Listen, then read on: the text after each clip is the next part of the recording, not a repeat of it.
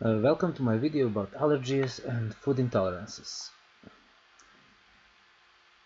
In this video, I'm going to try to tell you the story about how did we come to the point where almost 50% of people in developing countries are allergic or intolerant to something. So, subject discussed in this video will be who is this video for, what is an allergy, why video on allergies, differences between allergies and food intolerance, history of allergies, underlying cause of allergies and intolerances, 4 major types of hypersensitivity, and how to cure allergies. If you go on any major website and you start reading about allergies, you kind of find a lot of information, a lot of detailed information about antibodies, immunoglobulins, T cells, mast cells, all the details about how allergy happens. But the one thing they don't tell you is, why do people get allergies? Yeah, you get them because you get exposed to the, some substance. No, it's not that the question. The question is, why is it that today we have so many allergies? So that's the question, or one of the questions, that will be answered in this video. Who are the people that should watch this video?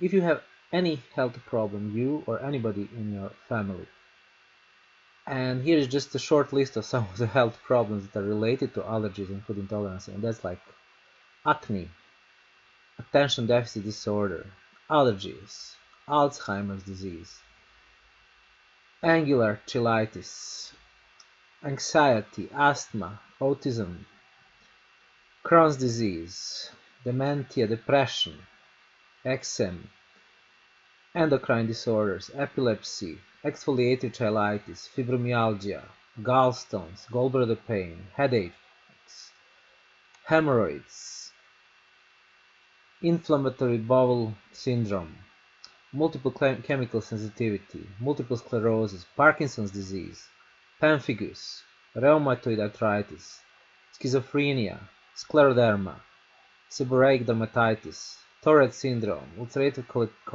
colitis, autoimmune disorders. I mean, almost any chronic health problem today is one way or another related to the subjects I'm going to tell you in this video. So let's start with the definition. What is an allergy? An allergy is an exaggerated response by the immune system to a foreign protein detected inside our blood or our cells. So this is what you just have to remember. I'll come back to this definition many times. You have to remember a response, exaggerated response to a protein inside our body. That's it. It's mediated by the immunoglobulin E antibodies. Why is this important? It's important in case you're going to get tested for allergies. Most allergy tests are testing for immunoglobulin E's, but we will talk later about other tests. So, why video on allergies? I already told you a little bit, but let's start with something like the Centers for Disease Control and Prevention in the United States has reported that in the last 14 years, that's between 1997 and 2011, allergy in children has been increased, food allergies increased by 50%. Now that's huge. Another thing, between 1997 and 2008, that's just 11 years, total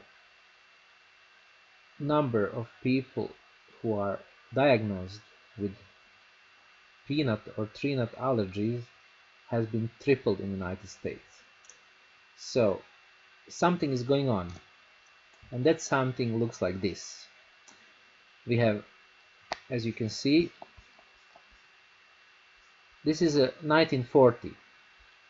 So all up to 1940, it's believed that allergies have been around affecting around 5% of people, between 1 to 5% of people. Like in rural Africa, 1%, in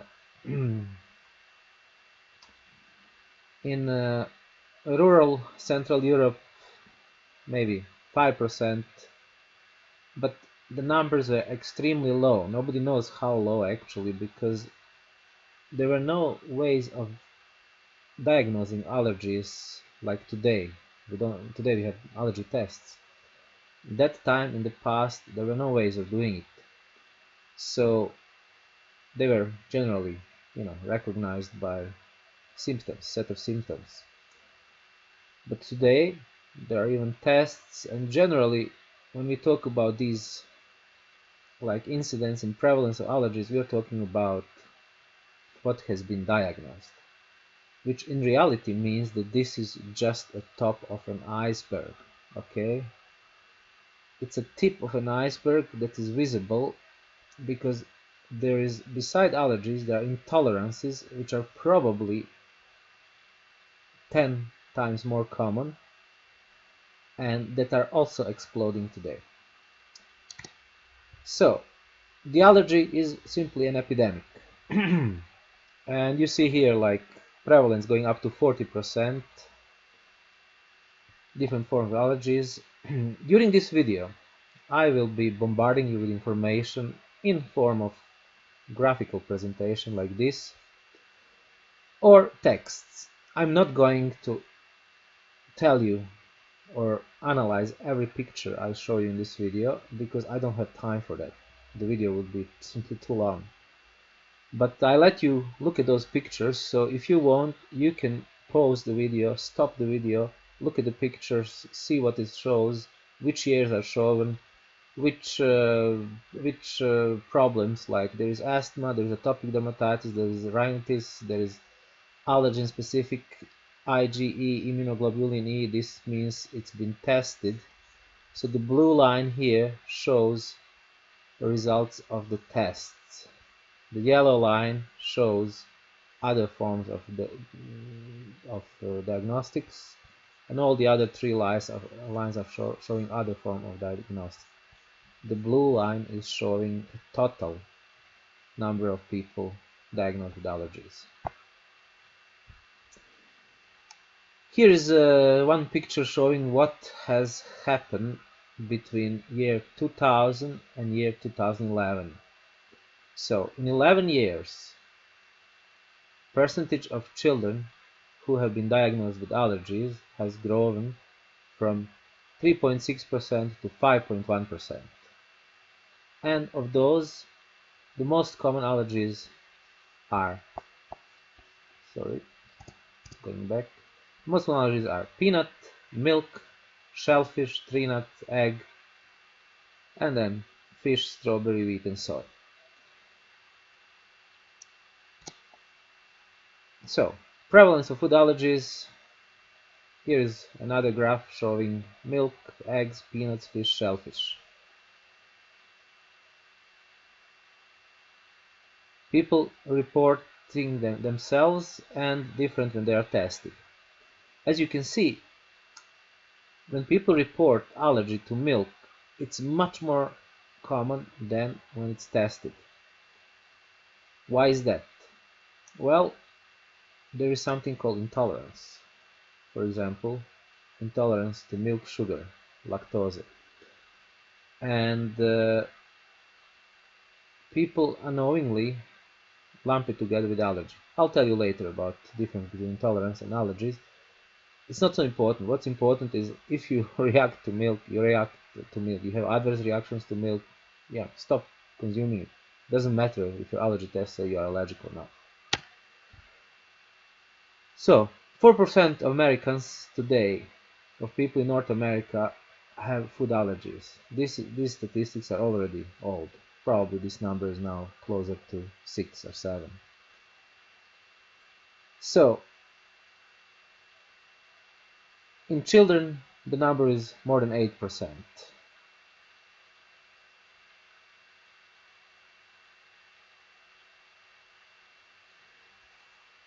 Let's go further. I'm not gonna analyze every text, every slide. I'm just gonna go further.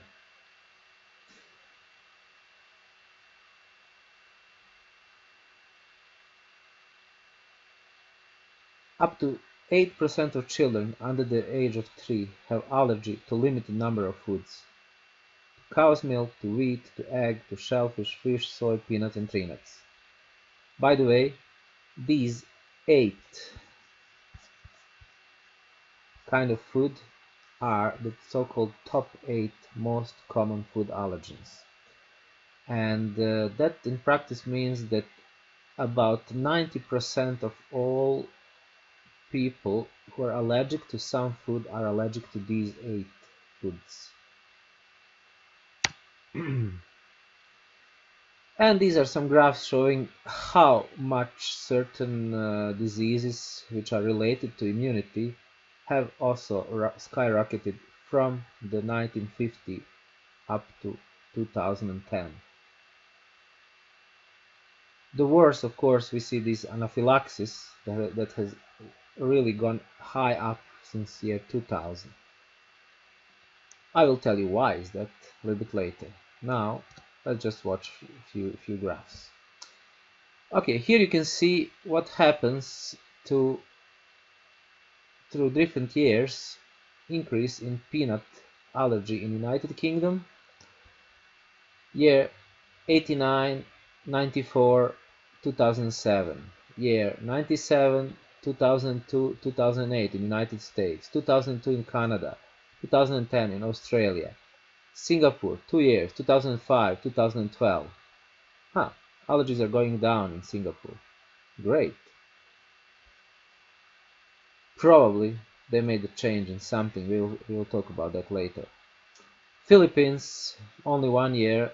China, only 1 year. Anyway, the numbers are huge, especially in Australia. Up to 3% of kids are allergic to peanuts. That's incredible, knowing that if you just go back in time 20, 30 or 50 years, you wouldn't find a single person ever allergic to peanuts. And the question is, so why? So, we'll come to that question. Now, let's just differentiate a little bit between food allergy and food intolerance. So, by definition, food allergy is something that can be measured, and you measure immunoglobulin E antibodies in blood. So it's so-called type 1 hypersensitivity, and it's also called true allergy. So when we use term allergies in this video, we are referring to so-called true allergies, which are mediated by immunoglobulin E, which is an antibody, which is simply your body creates an antibody when it gets in touch with any food. On the other side, food intolerance is a delayed reaction. So the true allergy is something that usually happens within the first 30 seconds or sometimes first 10 minutes. Rarely 10 minutes, we are talking generally about 30 seconds. If you're allergic to something, you get in contact with that something, be it pollen, be it bee sting, be it, whatever you're allergic to, milk, proteins, wheat protein. If you're allergic to something, you are very likely to react within a few seconds, 10 seconds, 30 seconds, 60 seconds, you will have some reaction. If your reaction occurs after half an hour, after 1 hour, 2 hours, 3 hours, 1 day, it's not true allergy, it's called intolerance. So, term food hypersensitivity refers to both allergy and intolerance. But allergy It's a fast reaction. It's almost always a reaction. It means if you're allergic to something and you're exposed to a certain amount of that something, be it very, very small amount usually, you will get a reaction. When it comes to intolerance, it's a bit different reaction. It's because true allergies are an immune reaction, and it happens on the level of antibodies. While food intolerances can be on many different ways. It can be you might have problem to digest some food. You might have problem breaking down something like fructose intolerance, or you might have problem absorbing it properly, like fructose malabsorption. There are many ways how food intolerance can occur, but in generally symptoms of it will not show within a second.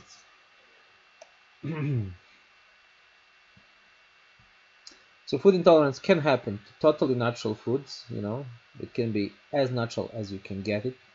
If you're allergic to cow milk, if you're intolerant to cow milk, probably we are talking about intolerance to lactose, or sugar in milk. Exposure to that might give you some symptoms, but exposure has to be a little bit larger than, for example, exposure in terms of allergies. People who are allergic, they need very tiny amount of allergen and they might get a reaction. People who are intolerant, they usually need more of some things. You can also be intolerant of aspirin. Yeah. So, how is intolerance diagnosed?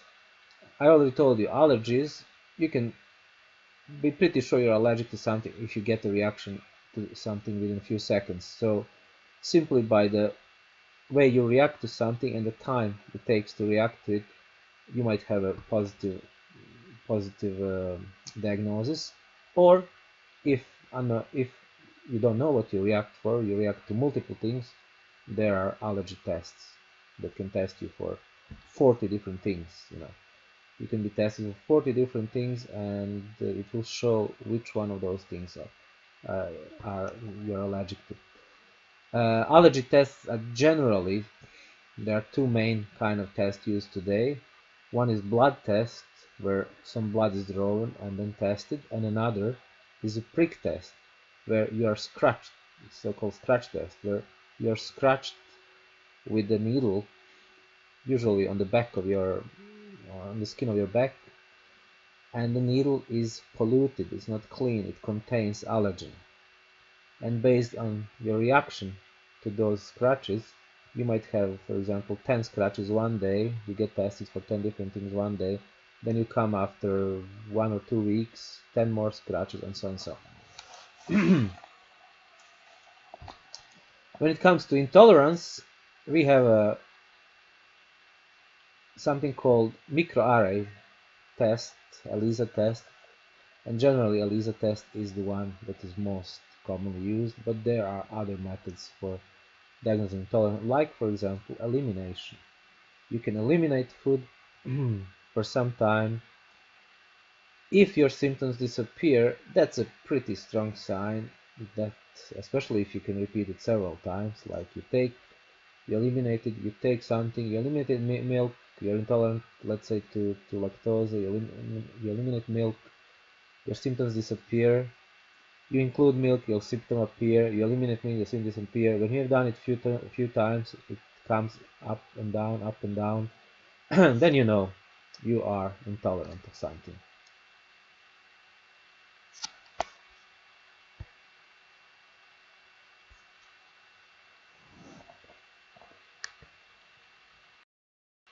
With this, I will finish this first part of the allergies video, and soon continue with the part 2.